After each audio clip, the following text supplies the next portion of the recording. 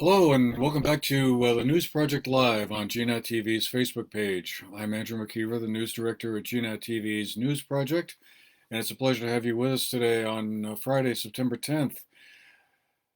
Tomorrow, of course, as we all know, is going to be the 20th anniversary of the 9/11 attacks that took place in New York, Pennsylvania, Washington, D.C. on September 11th of 2001. And so there'll be a couple of events held locally to commemorate that event. All of us who are old enough to remember where we were and what we were doing that morning, of course, we'll never really forget what that was like. This will be a moment, I think, for reflection back on that tragic day and perhaps made more poignant this year than others. 20 years is one of those milestone years, I guess. Not that all the other 19 anniversaries that came before it weren't important as well. But against the backdrop of some of the more recent events that have unfolded in Afghanistan, of course, it adds a certain uh, extra meaning, I guess, to that day. The events that will be held locally are one will be in Manchester at the Town Green or the Factory Point Park, located on Depot Street, just below the roundabout. It'll be presented by the Manchester Fire Department, the Manchester VFW, and the VFW Auxiliary.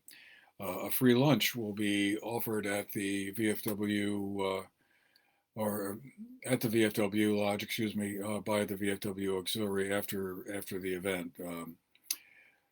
There'll also be another event held in Bennington at the former Superior Courthouse next door to the town offices there at the corner of South Street and Elm Street.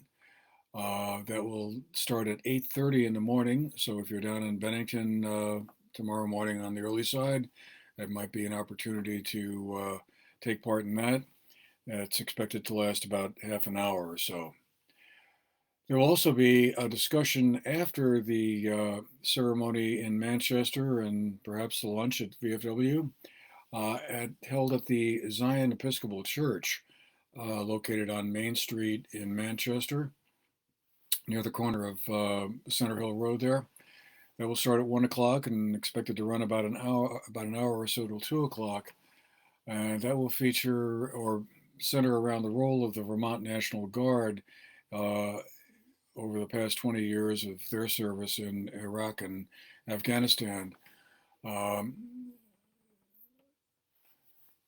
Chaplain and Colonel Brett Charsky will lead the discussion. He served in missions to those countries and will offer a firsthand presentation of some of his experiences there, as well as, I guess, an opportunity for a discussion about it as well. So again, that's going to be at the Zion Episcopal Church starting at 1 p.m. tomorrow. Before I go any further, just wanted to remind you all that in our comments section, you can find additional details about some of the stories we'll be talking about here briefly this afternoon.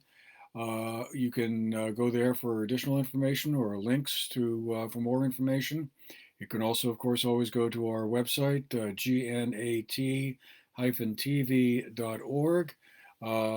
for more follow-up information. And while you're there, you might also want to check out our new events page, which has a listing of all the things and activities that are going on around our area on a day-to-day basis.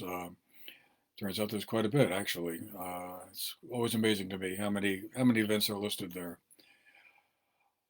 Moving on from that, probably the biggest story of the week, which we're still following, involves the three Vermont state troopers who resigned.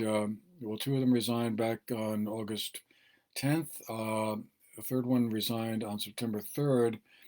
All of these troopers had connections to the local Shaftesbury barracks and resigned as state and federal officials are investigating allegations that they falsified COVID-19 vaccine cards.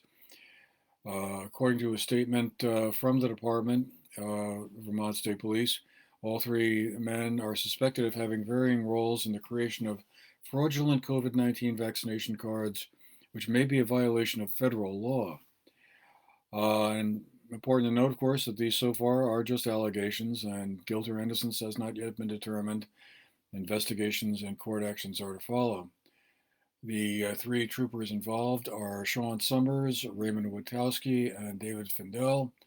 And I'm sure there'll be a lot more to come on this story. Quite surprising, and one that's caused an enormous amount of distress in the leadership among the leadership of the Vermont State Police. Turning to school reopenings, we've been following all of that very closely. Governor Scott's administration is now recommending that schools require masks for students and staff until at least October 4th, which revised an earlier guidance piece that was only applicable for the first 10 instructional days of school. So that's been extended now into October. Again, it's guidance, it's not a mandate, although all but one school district in the state so far has decided to follow that guidance. The one exception is the Canaan School District up in the Northeast Kingdom. Also effective on September 15th, all employees in the executive branch of the state government will have to be vaccinated or subject to masking and testing requirements as well. State officials said at the governor's press briefing on Wednesday that masks were needed in all schools because of the high level of community COVID-19 transmission in Vermont due to the Delta variant.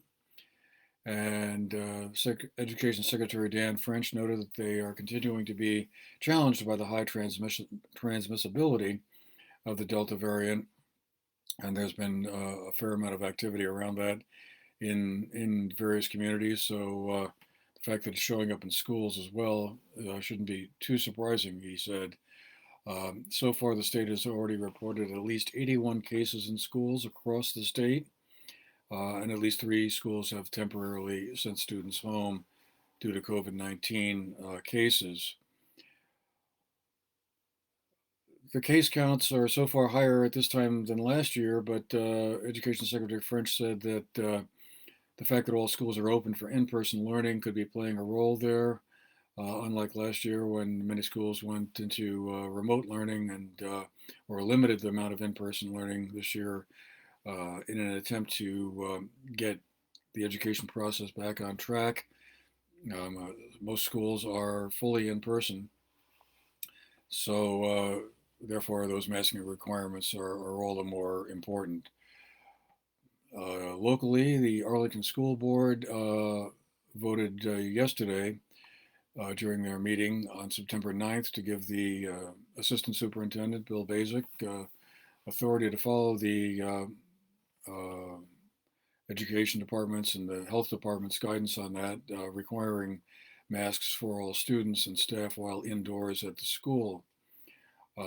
So far, Arlington has announced, I believe, 4 cases of students or personnel, I should say, people in the school. They don't make a distinction between whether or not it's adults or school children who are involved in this. So it could be really anyone. There's so far, according to the state documents, there's been one person at the Manchester Elementary Middle School tested positive for COVID-19. There's also been one case at Burton. And several other schools in our areas, Pownell and Shasbury in particular, have also been struggling with some COVID cases.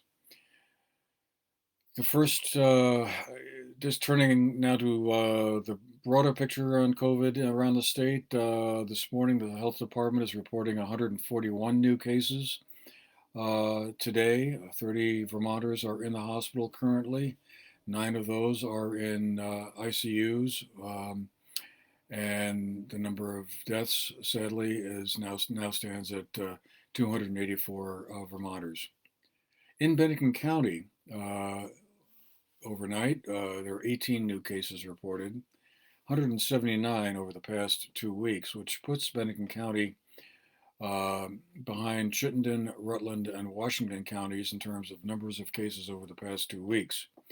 Windham County is right behind at 176 new cases over the past 2 weeks, and the vaccination rate now stands at 86.7% of all eligible Vermonters.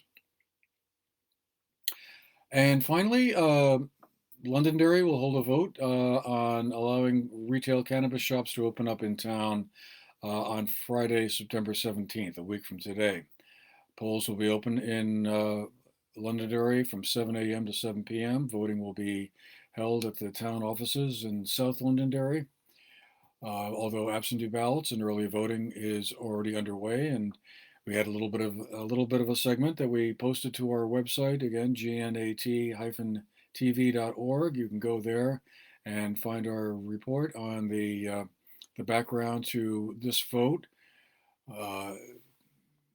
There had been a resident of Londonderry who had requested that the select board move forward on this measure and at least offer the vote. So the select board there has made good on that promise to do so.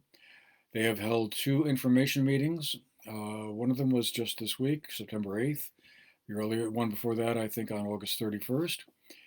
And they presented a lot of information about that and gave townspeople opportunities to ask questions about what it all means. Essentially, to boil it down to a very simple level, a no vote would mean that the town has opted out of allowing such sales of cannabis, and a yes vote would pave the way for allowing such businesses to open in about 13 months from now. That'd be October of 2022 before such stores could open. If the town had opted to do nothing and hold no vote at all, they would have been considered to have opted in. And it's also useful perhaps to note that a no vote doesn't necessarily mean that's the end of the story.